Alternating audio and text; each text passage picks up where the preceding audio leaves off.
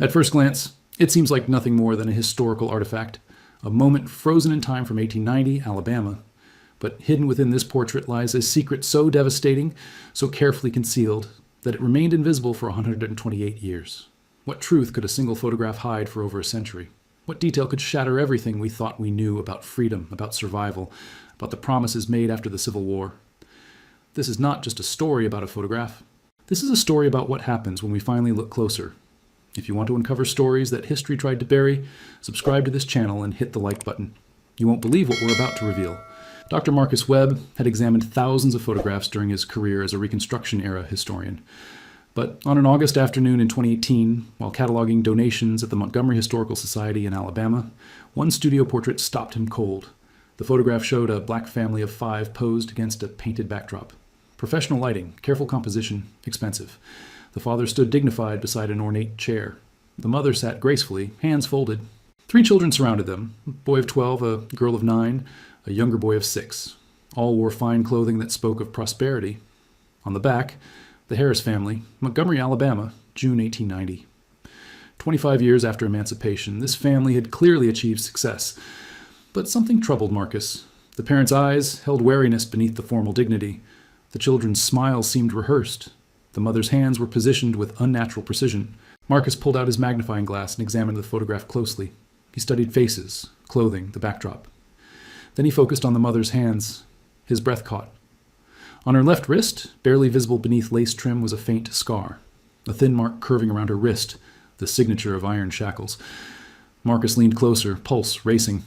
The scar was unmistakable, but this was 1890, 25 years after slavery ended. Such marks should have faded unless they were more recent. He examined her right wrist. Another scar, more hidden. Both wrists bore bondage marks. He shifted to the father's hand on the chair. The same faint scarring. Marcus sat back, heart pounding. This wasn't just a successful family portrait. These people were hiding something. If his suspicion was correct, they were escaped slaves posing as free citizens, carrying proof of bondage on their skin. They had walked into this studio, given a false name, and documented their new life.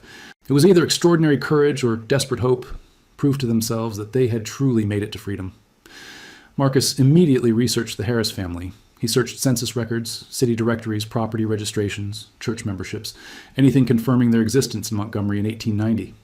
Days passed. Every search came back empty. No Harris family matching this description appeared anywhere. No property, no business licenses, no voter registration, nothing. The absence was evidence itself. Prosperous free black families appeared in civic documents. Complete invisibility suggested deliberate hiding. Marcus expanded his search across Alabama, finding several Harris families, but none matched the photograph's ages or composition. Then Marcus changed his approach. What if Harris wasn't their real name? Escaped slaves commonly took new identities, new name, new city, new life. Praying no one asked questions. He contacted colleague Dr. Evelyn Torres, specialist in photographic analysis and African-American migration. Evelyn examined high-resolution scans in her lab. The scarring is real, she confirmed. Both parents show marks consistent with long-term shackling. But look at the positioning. She pointed at the screen. The mother's wrists are angled to minimize scar visibility. The father's placement does the same. Those lace cuffs aren't decorative. They're concealing evidence. They knew the scars showed, Marcus said quietly. They tried hiding them. Evelyn zoomed in on the mother's wrist, but not completely. Any professional photographer would have noticed this scar and repositioned to hide it entirely, unless the family insisted on this exact pose. Why not hide them completely? Marcus wondered. Evelyn considered carefully. Maybe they wanted casual observers to miss them, but knew someday someone looking closely would see the truth.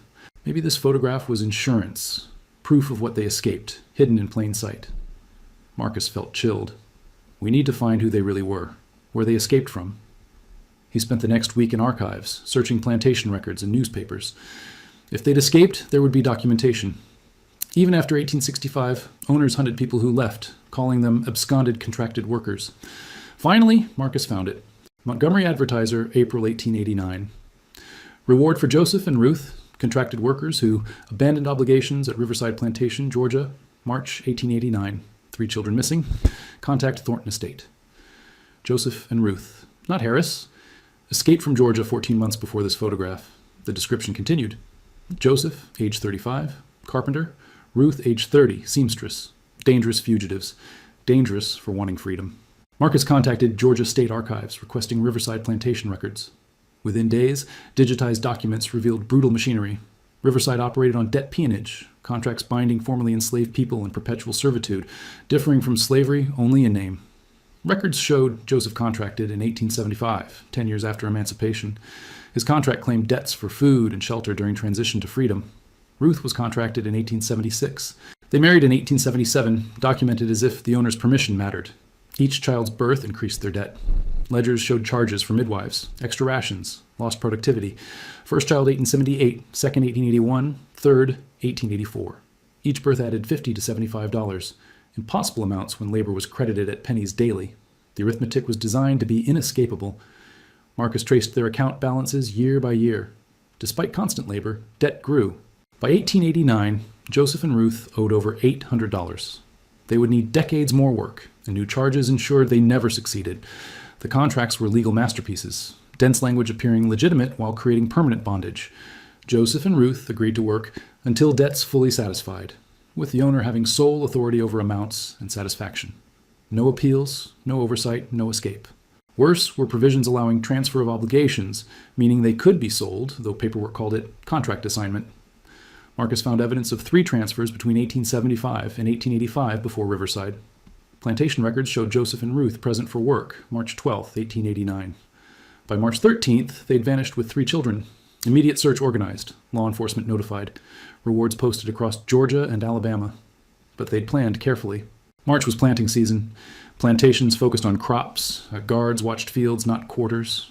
Joseph's carpentry skills meant knowing how to move silently, avoid roads, cover tracks. Montgomery was 100 miles from Riverside, reachable on foot in 2 weeks, traveling nights, hiding days. Far enough owners might not search immediately. Montgomery had a growing black community where newcomers could blend, find work, disappear. With Joseph's carpentry and Ruth's sewing skills, they possessed marketable talents requiring no references. Construction boom meant work without questions. Cash payment, no documentation. In black communities, good work mattered more than papers. By July 1889, church records showed Harris Joseph Carpenter joining Dexter Avenue Baptist. They'd made it. They'd disappeared successfully.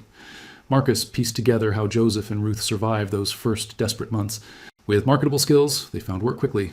Joseph on construction sites where bosses cared about ability, not background. Ruth taking sewing at home while watching children. No references needed, just good work and word of mouth. Church records from Dexter Avenue Baptist, July 1889. Harris, Joseph, carpenter. Wife Ruth, seamstress, 3 children. No prior address, no previous affiliation documented. They chose Harris carefully, common enough not to attract attention, not so common anyone would question it. Arrived late March or April 1889, found work immediately, felt secure enough by July to join church. Significant step showing they believed they'd successfully disappeared. But fear remained constant. Every door knock could be slave catchers operating as contracted worker recovery agents. Every white stranger could represent Thornton Estate. Every newspaper might carry descriptions, real names, rewards. The June 1890 studio photograph took new meaning. 14 months after escape, they'd saved enough for professional portraits. Fine clothing, formal setting, careful composition, extraordinary achievement. But more than achievement, it was defiance. Walking into that studio as the Harris family, they declared freedom, created proof they existed with new identity, new life. The photograph was documentation, evidence, claim to legitimacy. Marcus understood now why they positioned themselves carefully, why scars remained partially visible, hiding from the world but not from history.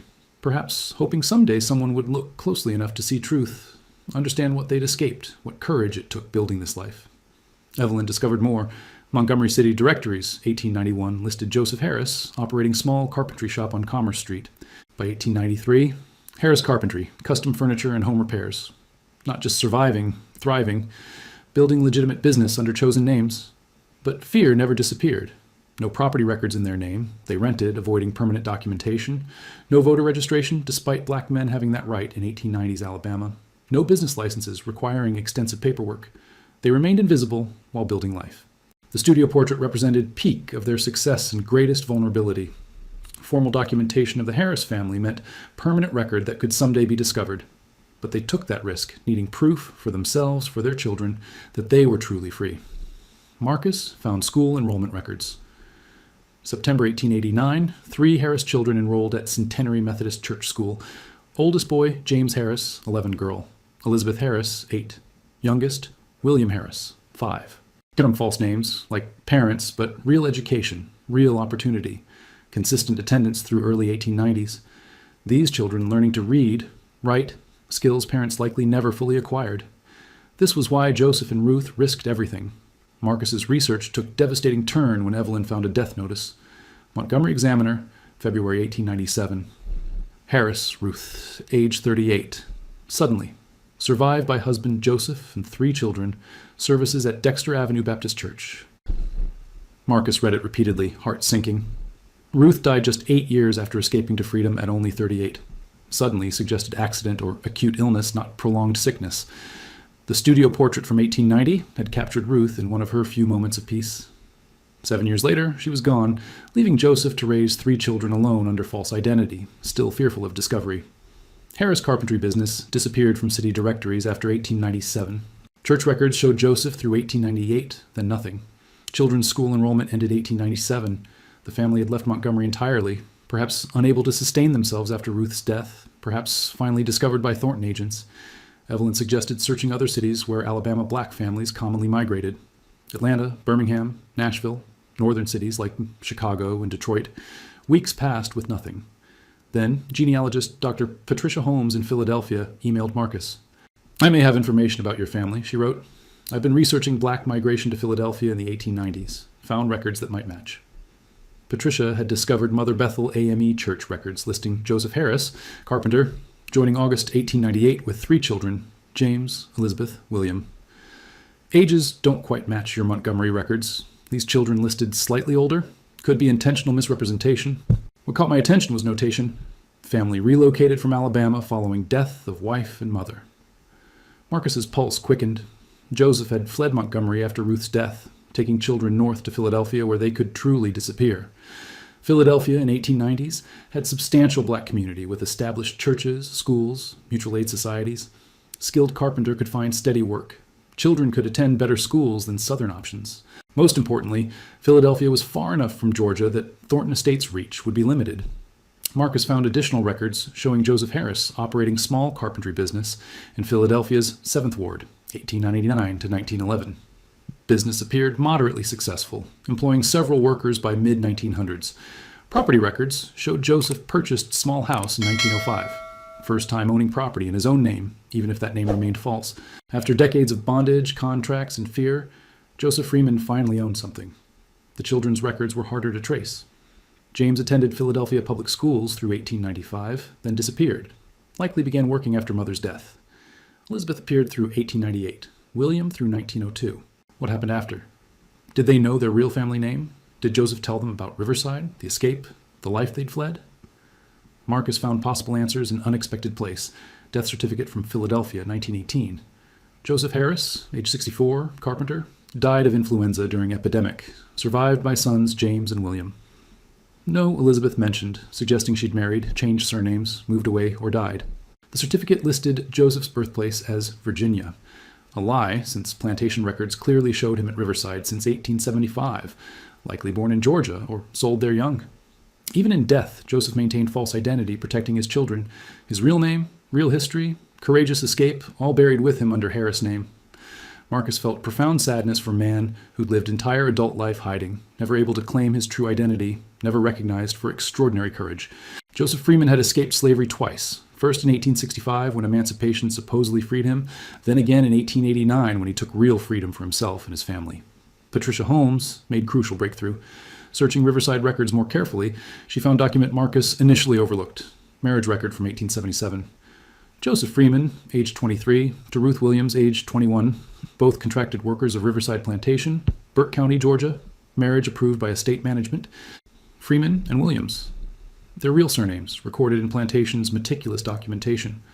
Joseph Freeman and Ruth Williams, who became Joseph and Ruth Harris, who risked everything saving their children from bondage. Marcus traced Ruth Williams through plantation records, finding her listed as arriving Riverside in 1876, transferred from another property. Before that, trail disappeared into Reconstruction chaos. Joseph Freeman's history went slightly further. Purchased by Riverside's owner in 1875 from Virginia Plantation, brought south for carpentry skills. Marcus finally knew who they truly were. Not just fugitives, not just the Harris family, but Joseph Freeman and Ruth Williams Freeman, Real people with real names who'd been stolen, sold, contracted, and finally freed themselves. In March 2019, Marcus published findings in Journal of American History, The Freeman Family Portrait, Fugitive Freedom and Hidden Evidence in a Reconstruction-Era Photograph. Article included high-resolution images showing scars clearly alongside plantation records, reward notices, trail of evidence showing escape and rebuilt lives. Response was immediate and overwhelming. Historians recognized significance: photographic evidence of escaped debt peonage workers, documentation of system keeping black people enslaved decades after Civil War ended. News outlets nationwide picked up the story. Studio Portrait appeared on front pages, television, social media. Ruth's partially hidden scars, invisible 129 years, now testified to millions about reality of post-Civil War freedom. Educational programs incorporated Freeman family story into curricula about Reconstruction, debt peonage, long struggle for actual freedom extending far beyond 1865. Montgomery Historical Society organized exhibition Hidden Freedom, The Freeman Family and the Price of Escape. Thousands came viewing evidence of courage preserved in simple family photograph. Marcus wanted more than academic recognition. He wanted descendants of Joseph and Ruth Freeman. Did any of their children's children survive? Did anyone carry forward the Freeman name, or had it remained buried under Harris alias? Patricia helped search Philadelphia records for James. Elizabeth William Harris found James listed in city directories as carpenter like his father, operating small business until death in 1945. William appeared as railroad worker, dying 1951. Elizabeth remained elusive until they found marriage record from 1899. Elizabeth Harris to Robert Thompson, Philadelphia schoolteacher. Through marriage records, death certificates, birth records, census data, Marcus and Patricia slowly traced descendants forward through 20th century. Some remained in Philadelphia. Others moved to New York, Chicago, Detroit during Great Migration. Family had branched and spread, none apparently aware of true family history. Marcus's article caught attention of Diana Thompson in Chicago. She contacted him through Historical Society. Your article mentioned Elizabeth Harris in Philadelphia in 1890s. Diana wrote, "Could this be my great-great-grandmother? We have family stories about Philadelphia, but nothing before that." Marcus and Diana spent weeks comparing records, tracing genealogies, confirming connections. Eventually, evidence became undeniable. Diana Thompson was great-great-granddaughter of Elizabeth Freeman, daughter of Joseph and Ruth Freeman, who escaped Riverside Plantation in 1889. Diana had grown up knowing family came from Philadelphia, but nothing about deeper history, nothing about Georgia or Alabama or desperate escape. Marcus sent Diana copies of everything: studio portrait, plantation records, reward notices, documentation of ancestors' courage. Diana called after receiving materials, voice shaking. "I'm looking at my great-great-grandparents right now, Joseph and Ruth. I never knew their real names. We always thought Harris was our original family name. I never knew they were fugitives. I never knew about the scars." She paused. "My great-grandmother Elizabeth died when I was young, but I remember she used to say something strange. Remember, we paid for our freedom twice. I never understood. Now I do. They were born into slavery, supposedly freed in 1865, then had to escape again in 1889 because freedom was a lie." Marcus helped Diana connect with other descendants. They found relatives nationwide. Dozens descended from Joseph and Ruth Freeman, none aware of full story.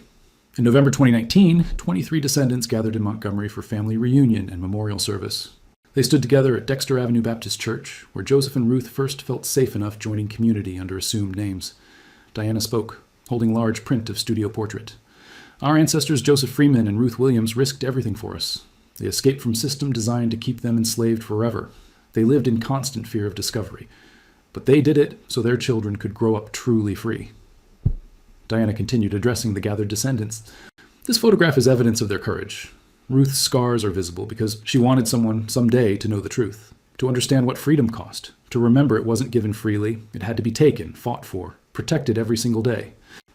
The family commissioned a memorial marker to be placed in Montgomery, near where photography studio once stood, in memory of Joseph Freeman and Ruth Williams Freeman, who escaped from bondage in 1889 to build a life of freedom for their children. Their courage preserved in a photograph, their legacy lives on in us. Marcus attended the ceremony, watching descendants gather around marker. Children, grandchildren, great-grandchildren of people declared dangerous fugitives for wanting freedom, all living the life Joseph and Ruth fought to create. Existence without fear, without contracts, without someone claiming to own their labor. After ceremony, Diana approached Marcus. "Thank you for seeing what no one else saw for 129 years, for looking closely enough to notice my great-great-grandmother's scars, for caring enough to find the truth." Marcus shook his head. "Ruth wanted someone to see. She made sure evidence was there. I just happened to be the one who finally looked closely enough. The memorial became pilgrimage site for descendants and others moved by the story. People came from across country to see the marker, to understand what Joseph and Ruth had risked. Local schools organized field trips, teachers using the Freeman family story to teach students about Reconstruction's reality. The studio portrait traveled to museums nationwide, first the Montgomery exhibition, then Atlanta, Chicago, Washington, D.C. At each location, historians searched their own archives for similar photographs, finding dozens showing evidence of continued bondage, debt peonage, sharecropping exploitation decades after 1865. Freeman portrait had opened door, revealing how much history had been hiding in plain sight. American Historical Association issued statement acknowledging Reconstruction narrative had been incomplete, and that slavery's end was far more complicated and prolonged than previously taught. Textbook publishers began revisions. Churches across South organized oral history projects, recording testimonies from elders who remembered family stories about decades after emancipation. The stories poured out, generations of trauma and survival finally being documented. But most powerful impact was on Freeman descendants themselves. Diana Thompson became speaker and educator, traveling to schools and universities sharing ancestors' story. She always brought copies of Studio Portrait, pointing out scars her great-great-grandmother deliberately left partially visible. Ruth Freeman wanted us to know, Diana would tell audiences. She couldn't write down the truth. She probably couldn't write at all. She couldn't leave letters or diaries. But she had this photograph, and she made sure it contained evidence. Those scars were her testimony, preserved for 129 years until someone finally saw them and understood. The Freeman family story challenged comfortable narratives about American freedom. It forced confrontation with reality that emancipation was process, not event. And for many black families, true freedom came not from government proclamation, but from dangerous acts of self-liberation. Joseph and Ruth Freeman hadn't waited for system to grant freedom. They seized it, knowing risks, choosing children's futures over their own safety. Marcus often thought about that choice, about what it took walking away from Riverside Plantation in darkness of March 1889. Joseph and Ruth had 3 children to protect. No money, no resources, every reason to believe they'd be caught and punished. But they went anyway, traveling 100 miles on foot, hiding during day, moving at night, driven by absolute conviction that anything was better than raising children in bondage. And they succeeded. Their children grew up free, attended schools, learned trades, built lives of their own choosing. Grandchildren and great-grandchildren became teachers, doctors, artists, activists, living dreams Joseph and Ruth fought to make possible. The photograph remained Marcus's daily reminder why historical research mattered, why looking closely at past was essential, why stories needed telling even when challenging comfortable myths. Every time he looked at that studio portrait, he saw Joseph's protective presence, Ruth's carefully positioned wrists, children's serious faces. He saw courage and fear and hope and determination all captured in single moment.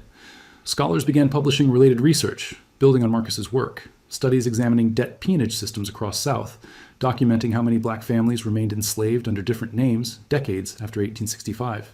Genealogists helping other families discover their own hidden histories of escape and survival. Photographers examining historical images with new awareness, finding similar evidence in unexpected places. The Freeman portrait sparked a broader conversation about how history gets told, who gets remembered, whose stories are preserved versus buried. It raised questions about complicity. How many white Americans knew that systems like Riverside Plantation existed but said nothing? How many benefited from legal exploitation of black labor while claiming slavery had ended? Marcus received letters from people across country, many sharing their own family stories of grandparents or great-grandparents who'd escaped similar situations. Stories that had been whispered in families but never publicly told, never documented, never acknowledged in official histories. The Freeman portrait had given permission for these stories to emerge, validation that they mattered and deserved recognition. Diana Thompson organized annual gatherings for Freeman descendants, creating community around shared ancestry. At second reunion in 2020, 47 family members attended, nearly twice the first year's number. More relatives kept emerging as word spread. DNA tests confirmed connections. Genealogical research connected branches, separated for generations. The family Joseph and Ruth had fought to protect and free was coming back together, stronger than ever.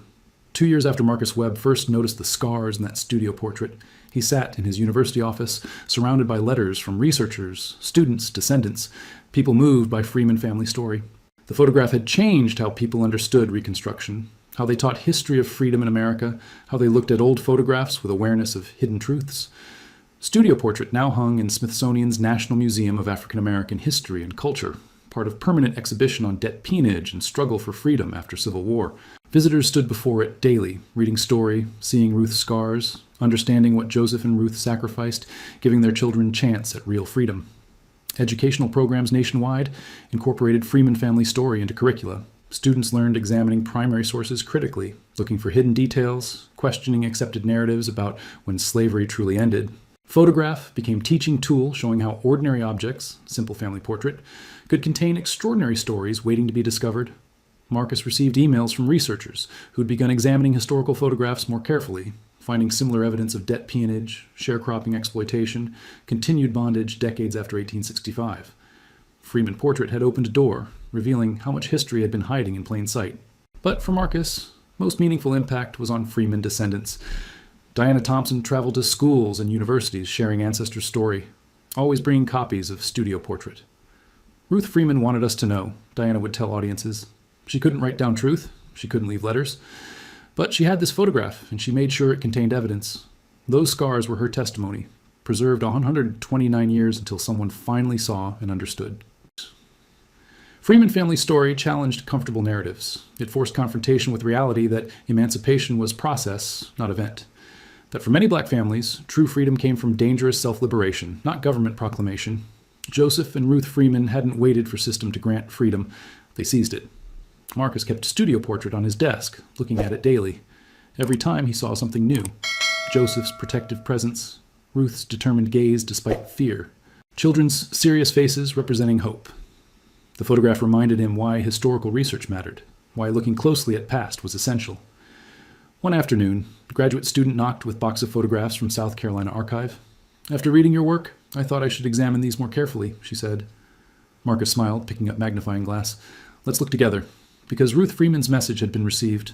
Her quiet resistance in that Montgomery studio had opened eyes nationwide to truths hidden over a century. Every photograph deserved second look. Every story deserved telling. Every scar, every mark, every subtle detail might be evidence of courage, survival, people fighting for freedom when freedom was denied. Their story was no longer hidden, their courage no longer forgotten, their legacy lived on.